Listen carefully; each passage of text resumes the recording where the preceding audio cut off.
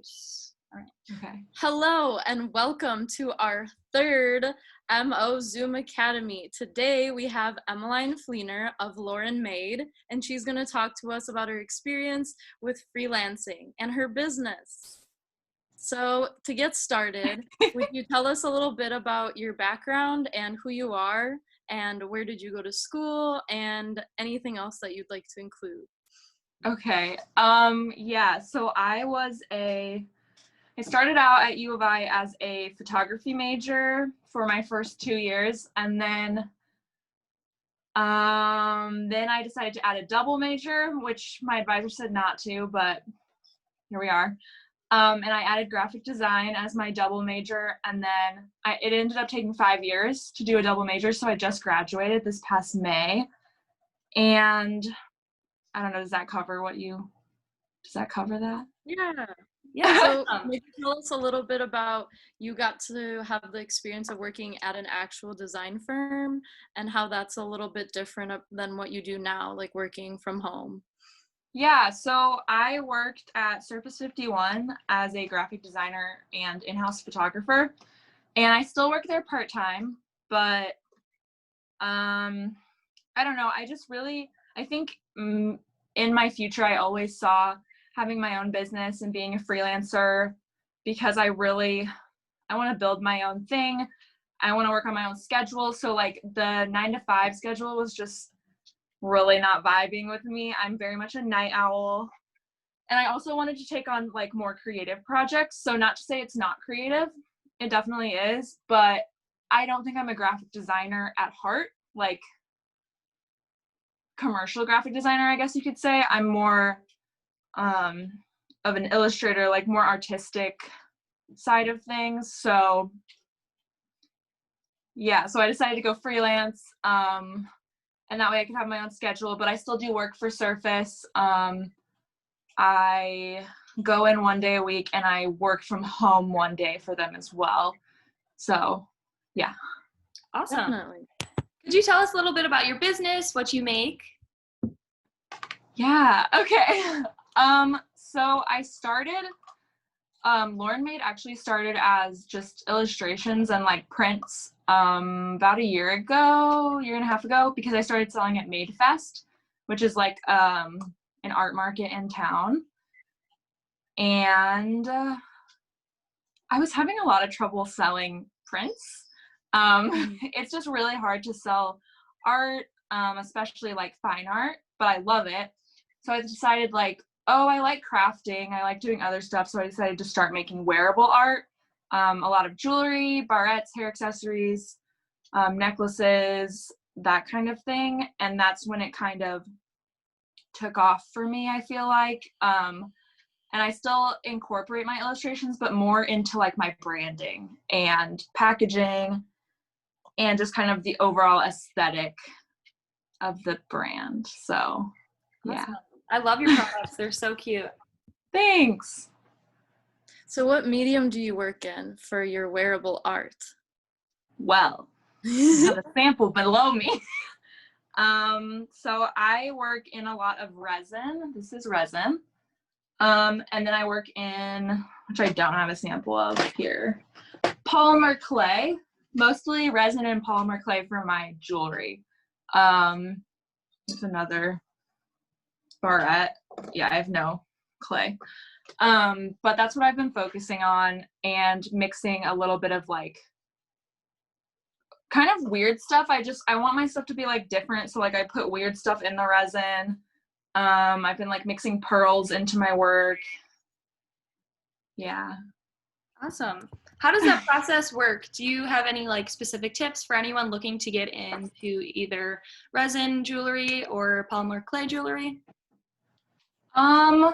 Experiment. I think I was really scared to try resin for a long time because it looked really intimidating. As Appy knows, she's tried it. It can be really scary at first and feel like it's not going to work. And I thought I had to do like all this research, and I know that's what people say you probably should do, but for me, just do it. Like buy some supplies, go for it. It's probably going to be a total disaster the first like 3 times. and then you'll get the hang of it. So I say like with any craft or even art, anything, you just gotta jump into it. Awesome. Yeah. I definitely agree because resin is very scary and sticky, but if you It is. keep going, eventually it'll work. Yes. So Yes. you gotta be determined. Yeah. Where do you get inspired for your designs? I know that you do a lot of, like, for example, now you're getting into illustrating swans. Yes. So I would say a lot of inspiration comes from like retro pieces. I'm very inspired by, I've been like really into thrifting lately. I went today, I got another swan. I've been like, here's like a shell plate I thrifted. So I do a lot of like shell shaped, a lot of like mid-century modern inspired pieces, but then also kind of just like kitschy, kind of over the top stuff, because I don't know, I used to be very plain with my wardrobe. I used to like wear like, even right now I'm kind of plain, but like blacks and grays and stuff. And then I realized that I didn't have to do that and I could be funky. So then I started really like experimenting with jewelry and kind of going crazy. So Awesome. What inspired your brand and like the name behind it? I feel like it's so fun. yes. Okay. So my brand name, I could like that. Naming a brand is like the hardest thing, I swear, for yourself. Doing it for someone else is easier, but I could never settle on anything. And I knew I wanted it to be personal, but like not over the top Emma, because my name's Emmeline, but my middle name's Lauren. And it's also spelled different than like Lauren's usually spelled, because it's spelled like the guy version, which isn't really even a name anymore that I know of, but it was my grandpa's name. And he was like a really powerful figure in my life growing up, and I spent like a bunch of summers there.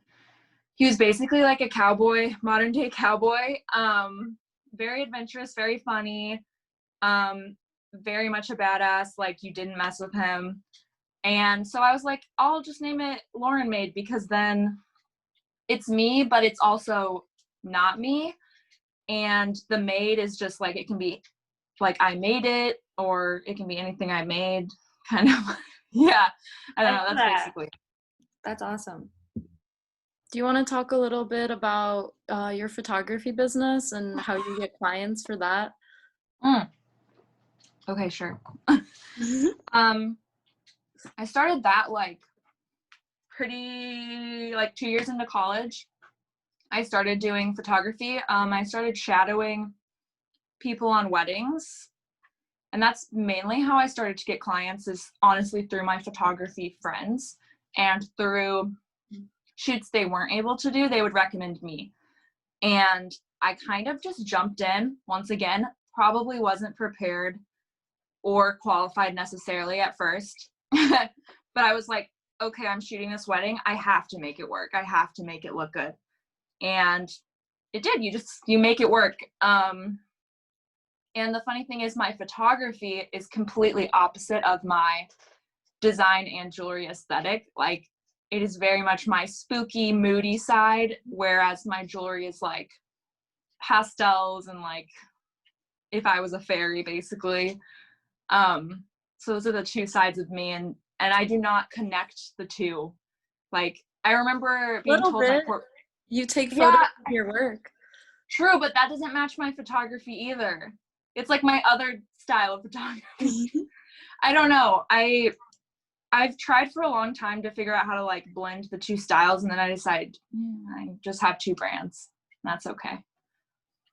Awesome. Could you tell us a little bit more about freelancing as a whole, kind of a basic rundown on how you got started and what are your overall thoughts on freelancing, kind of just what it is in a sense? Yeah, so I'm very much a newbie at like entirely freelancing. Throughout college, I guess you could say I did freelance with photography and a few design jobs, but like as for becoming super official, I am very new at it. But I would say it's really great to be able to have your own schedule and like really put your own twist on things, but you also have to understand that even if you're freelancing, you are working for a client most of the time. And so you're still having having to design for their needs. So it's not entirely different from working in-house, at least design-wise. And finding clients is the hardest part. It's honestly all through word of mouth. I've gotten all of my clients through friends, friends of friends, friends of past people I've drawn for, that kind of a thing. It's all about connections. It's really important. And what I'm a little nervous about is the taxes and all that stuff. So I would say the technical side of freelancing and like creating your own business is very daunting. And I am a bit nervous about that, but also excited. So, yeah. Awesome. You're so brave. Ah. Do you want to show us any of your like illustrations that you have about, maybe? I don't know if I have any about. I see one behind you from the packaging. Oh, I have my packaging. Will you hand me that? This was for a project we did for class. Alex, will you grab the El Borracho? So this is actually one of my favorite projects, and then I got. Yeah, you can they're like falling. explain the project and how you decided to take it in your own unique way. Yeah, so this is my illustration style, I guess, if you guys want to see it. It's very flat. I was really inspired by the Mexican game Loteria. I cannot pronounce it correctly, so I'm so sorry. My boyfriend is Mexican. Hello. So I was introduced to the culture a lot at his parties, and I was like super inspired by that and like the culture of all of it, the colors, the illustrations. So I redesigned the board. This is actually like it's supposed to be a box that holds tequila, and then you make the game out of it. And then I kind of made just like a series of illustrations off of it that look like the traditional cards, but in my style. So this was like one I had a lot of fun with and really just like made completely mine and didn't try to like please my teacher, you know, which is what I usually try to do. So I love that. Yeah. So fun. Sorry, I'm so nervous. No, you're good. I'm just like, I'm not good at public speaking. You're No. doing great. Yes, Do you're you doing have awesome. any other projects that were your favorite that you'd like to share? Or like talk about even? I'm like, I don't think I have anything in here. That's okay. I don't know. I should have prepared. That's okay. I liked your I wish your soap boxes. Oh, they're smashed, so I don't have them. Yeah, I incorporated illustration into that too. I feel like this past, like my super senior year, I finally started doing design-wise what really was me, whereas the year before I was just trying to like get good grades. Photography-wise, I feel like I've kind of had my own direction for longer. Just I felt more comfortable with it. I did do some self-portraits this year that turned out to be like my favorite photographs. I don't know where they are though, but It's definitely really hard to showcase your own style within design classes. So I mean, you found your unique voice and I love it. Hopefully others can do the same. For sure. What would you say your favorite thing is to either make or to shoot?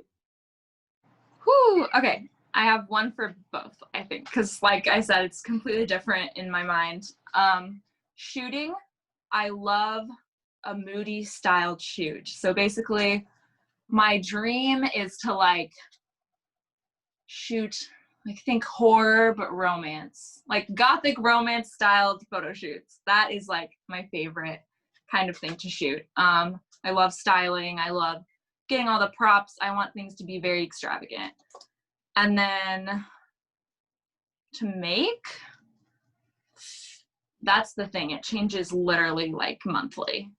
So right now I'm very into barrettes, very into them, but I also started getting into making clay charms. So it really changes. Also, I make candles with him. So Yeah, I really can't ever pick. I like too many things. Cool. If you're ever stuck on like getting inspiration, where do you look to for more inspiration? Pinterest. Pinterest. I love Pinterest. I will tell everyone. I feel like our design teachers were like, we don't really like Pinterest. And I'm like, it's the best. I know. I could spend hours on Pinterest. Yeah, it's so good. So basically, Emma got featured recently. Her jewelry was featured on a famous YouTuber's channel, which is really cool. Do you want to talk a little bit about how you just reached out and this opportunity happened? Yeah, so actually my friend, her name's Nora, messaged me and she was like, hey, this girl is asking for resin jewelry. You should message her. And I had no idea who it was. I was like, okay. So I messaged her and I was like, hey, I make resin jewelry if you want some of this. And then she messaged back and was like, do you make custom jewelry? And I was like, yeah. And then she ordered a custom pair that was like 2 stars, 2 lime green stars. And then she also ordered a pair I already have, which I don't have right now because they keep getting ordered because of this. It was like basically a squiggle. It was like this, but it had fruit in it, like a bunch of fruits. And she ordered those. And then I was like, I don't know what I did. Oh, I posted about it and Appy was like, wait, I know this girl. This is who I've been talking about all summer. I didn't know she was famous. So it was really funny. And then she posted when she got my stuff and that got me tons of recognition on Instagram. For me, tons, because I'm starting small. Mm-hmm. And then she wore them in a YouTube video. Oh, yeah. And I got a lot of orders of that pair of earrings, which is why I do not have them because I can only make 1 pair at a time per day. Yeah, so that was really cool and also really funny because Appy, like, literally...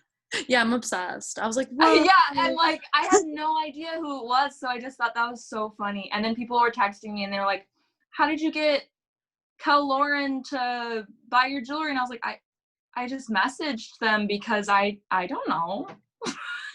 So funny. My advice on that would be just DM people. They're probably going to answer. They like stuff.